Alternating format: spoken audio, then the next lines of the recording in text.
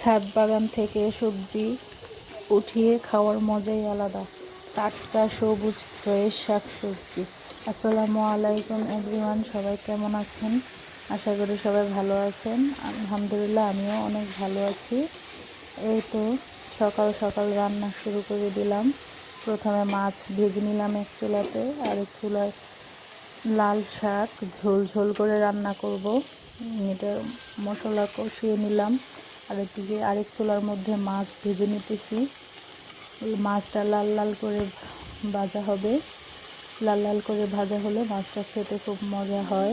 এটা হচ্ছে বাটা মাছ। বাটা মাছ খুব লাল লাল করে ভেজে ভুনা করলে এটা খেতে খুবই মজা হয়। এই তো আমার লাল শাক মিশে কি অল্প একটু হয়ে গেছে। তারপরে কয়েকটা কাঁচামরিচ দিয়ে দিলাম। এদিকে মাছটাও লাল লাল হয়ে ভেজে ভাজা হয়ে গেছে। আরেক চুলায় ওটা হয়ে গেছে। আরেক চুলার মধ্যে তো লাল শাক হয়ে গেছে।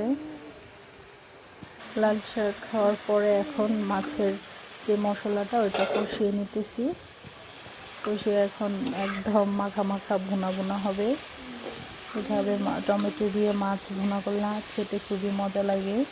জানি না কার কাছে কেমন লাগে, কিন্তু আমার কাছে খুবই ভালো লাগে এভাবে মাছ ভুনা করে খেতে। তো মাছটা ভুনা হয়ে গেল। তারপরে ধনেপাতা দিয়ে দিলাম। বেশি করে একটু দিয়ে দিচ্ছি ধনেপাতাটা একটু বেশি দিলে আমার কাছে খুব ভালো লাগে। তারপর একটু নেড়ে চেড়ে নামিয়ে ফেলবে। তো হয়ে গেল।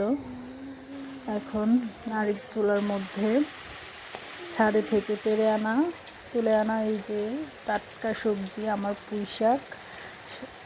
আমার খুবই পছন্দের একটা শাক, শাকের মধ্যে পুঁই শাক। এই তো এটা ভাজি করে নিলাম।